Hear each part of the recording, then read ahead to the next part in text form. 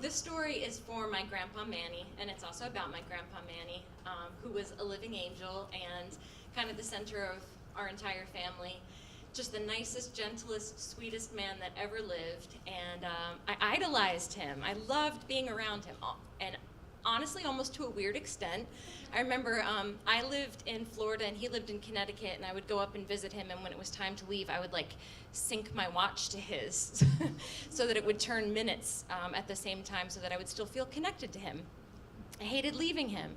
But another thing that was extraordinary about him is that he made us all feel loved very equally. So one of my favorite pictures of him ever, he was my first phone call when I got into Rollins, when I got the big envelope, and I sent him a sweater. And so my favorite picture is he's wearing the Rollins sweater, but he's also wearing a Hooters hat, because that's where my sister worked at the time. And he was supportive of all of us equally. I mean, that was just part of his magic. And so anyways, another thing that was amazing about him was that he actually was sick the entire time that I was alive. He had had bouts with cancer my entire life, but you would never know because he never slowed down, he never stopped working. He just kept fighting, and he kept on going. But then there was like the one time that it came back, and we knew it wasn't going to be good, and that was the time that he retired. And I was lucky because I was old enough to be in the adult rotation of, hey, we're going to need backup on this, and we need people to help your grandma and all of that kind of stuff. And so I was available, and I was so happy, and there was nothing that I would rather do. So I got the chance to go up there. And I was also a student, so I had great gaps of time. I had summer breaks, and I had holiday breaks and that kind of thing. So I was like, yep, sign me up, I'm gonna go up there. And then, you know, when you're with somebody who's sick, it's hard to find stuff to talk about because you don't want to keep asking, how are you feeling, and are you doing okay, and do you need anything, and all of that. So he was great, and he found something for us to talk about that wasn't cancer and how he felt. And he convinced me at night after it was dinner time and all of that, when my grandmother went off to watch murder mysteries. She, of course, was having the hardest time out of all of us because they had been married for over 50 years, which I can't even conceptualize at the age of 35. But she would go off on her own, and then he and I would sit and watch TV, and he wanted to watch baseball because he grew up, he was a member of a family of 12. He had 11 brothers and sisters, and they all grew up in Boston playing baseball in the streets. And even though he was from Boston, he was a Yankees fan. I know. But he said to me one day, he was like, Adrianne, watch baseball with me. He's like, I think you're gonna like this guy. His name's Derek Jeter. Right.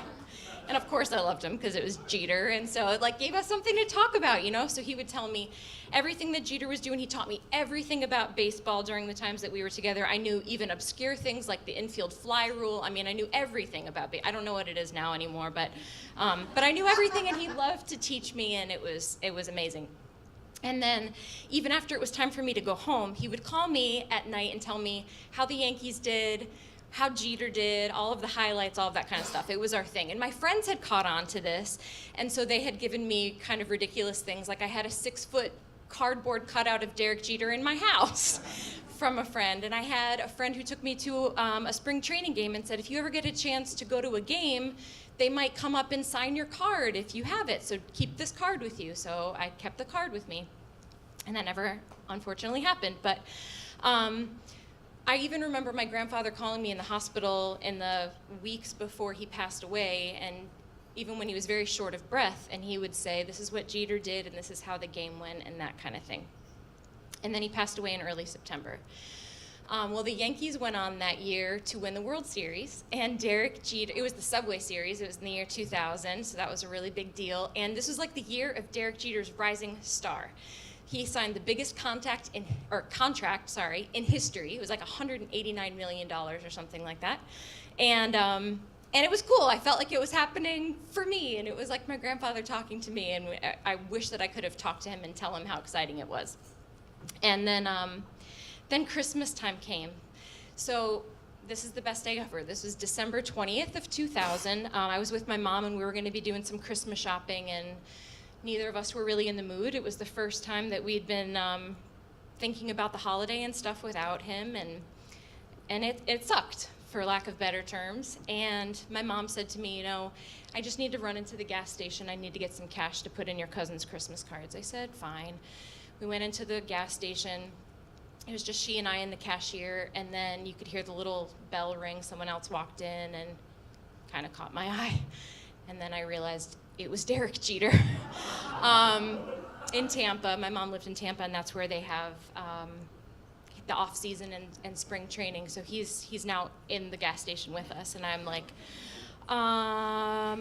playing it cool. Why am I wearing this ugly sweater? I really wish I wore makeup, and I'm freaking out. And now my mom's at the debit machine, and she's still not really picking up on the fact that he's walked in.